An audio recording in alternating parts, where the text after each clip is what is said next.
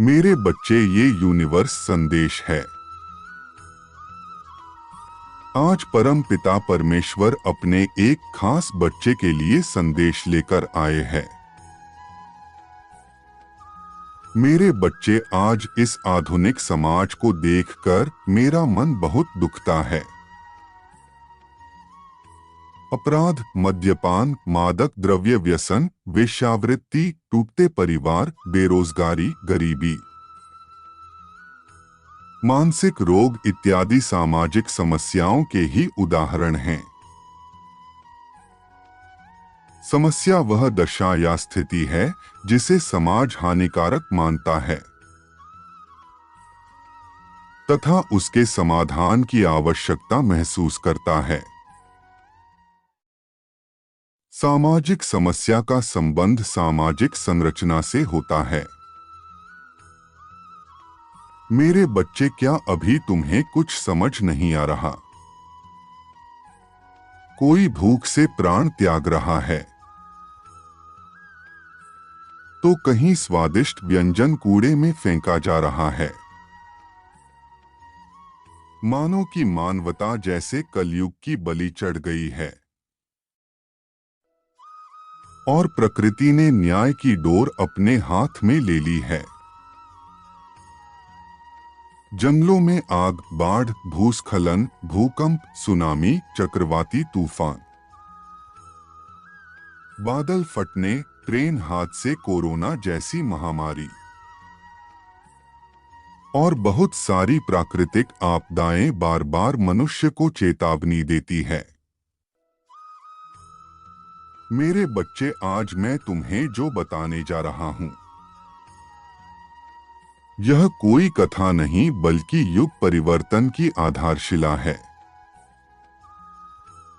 यह संदेश उन्हीं तक पहुंचेगा जिनके रक्त में अध्यात्म का संचार हो रहा है, जो दिन रात गुरु कृपा के लिए रो रहे हैं। केवल वही इसे पूरा अंत तक पढ़ सकेंगे, अन्यथा यह लोग के सामने आकर भी निकल जाएगा। तुम अब तक इसे सुन रहे हो, इसका अर्थ है तुम एक धर्म रक्षक हो। तुम्हारे रक्त में आध्यात्मिक ऊर्जा का संचार हो रहा है और यही संचार तुम्हें भारी प्रकोप में सुरक्षित रखेगा। मेरे बच्चे, वर्ष 2023 वही समय है जब युग परिवर्तन की नींव रखी जा रही है। कहीं चक्रवात से जलमग्न होगी धरती तो कहीं बादल फटने से पानी में डूबता हुआ गा,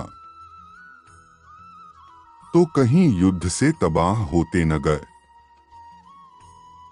यह सब कुछ एक ही साथ इस प्रकार हो रहे हैं, किसी को कुछ समझ नहीं आएगा। आज धरती पाप से दबी जा रही है।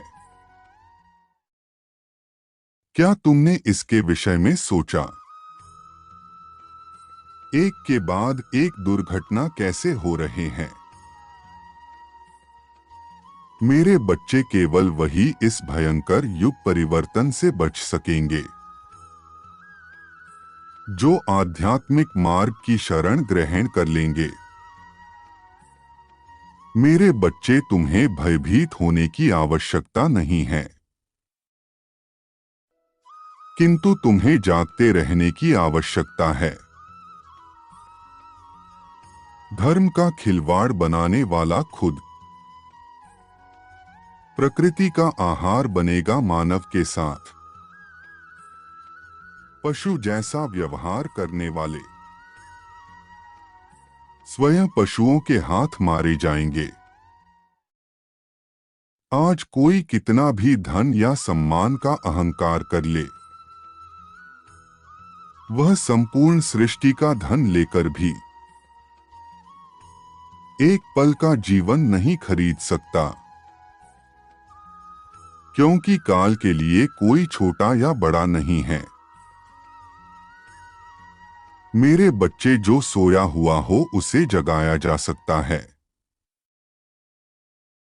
किंतु जो सोने का स्वांग कर रहा हो उसे कदापि नहीं उठाया जा सकता। जो आज पृथ्वी पर ज्यादातर लोग सोने का स्वांग कर रहे हैं, वह काल को आते देखकर भी अपना स्वांग नहीं छोड़ने वाले। यह पृथ्वी आज भी स्थिति इसलिए खड़ी हुई है क्योंकि सैकड़ों अदृश्य शक्तियां दिन रात जगत कल्याण की प्रार्थना के लिए ध्यान मुद्रा में बैठे हुए हैं। मेरे प्रिय, मैं देख रहा हूं लोग अहंकार की कोस में जा रहे हैं और प्रकाश की तरफ कोई भी बढ़ना नहीं चाहता। यदि कोई एक व्यक्ति गति से विपरीत चलकर उस प्रकाश की मार्ग को ढूंढना चाहता है तो उसे खींचकर, पटककर या मारकर अहंकार में लाया जाता है, क्योंकि इस अंधकार का राजा है कलयुग, जो एक भी व्यक्ति को अपने हाथ से निकलने नहीं देना चाहता। इसलिए वह तुम पर बार बार प्रहार करता है, कभी अपने से ही पीड़ा दिलवाकर तो कभी घोर संकट की स्थिति उत्पन्न करके, ताकि तुम परमात्मा पर अपना विश्वास छोड़कर अंधकारमय वातावरण में लीन हो जाओ। स्मरण रखना, तुम प्रकाश की ओर जा रहे हो। जब एक व्यक्ति प्रकाश के मार्ग में प्रवेश करेगा तो हजारों लोग उसके ओर चलने का प्रयास करेंगे, किंतु यदि तुम ही असफल हो गए तो लोग भी हार जाएंगे जो तुम्हारी प्रतीक्षा में बैठे हैं। तुम ही उन्हें मार्ग दिखाओगे मेरे बच्चे। मैं तुम्हें किसका आश्वासन देता हूं,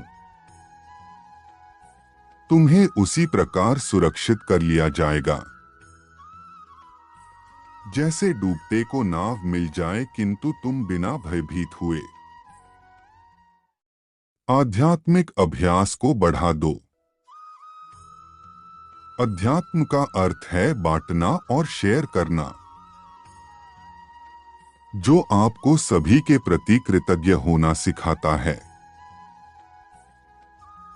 अध्यात्म नकारात्मकता को खत्म करता है, प्रेम को बढ़ाता है और एक दूसरे को अधिक करीब लाता है। तुम प्रतिदिन आध्यात्मिक ध्यान में बैठो, क्योंकि इस ध्यान में मैं तुम्हें संकेत दूंगा कि तुम्हें आगे क्या और कैसे करना है, क्योंकि तुम्हें उस नाव को चलाने वाला बनना है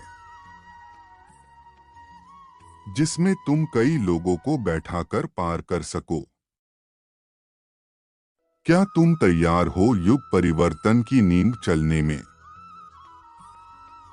क्या तुम सहायक बनोगे? क्या तुम्हें ध्यान में अनुभव मिलने लगे हैं? यदि हां, तो तुम परम पिता परमेश्वर के सबसे सच्चे बच्चे हो। तुम्हारा कल्याण हमेशा होगा। सदैव खुश रहो मेरे बच्चे।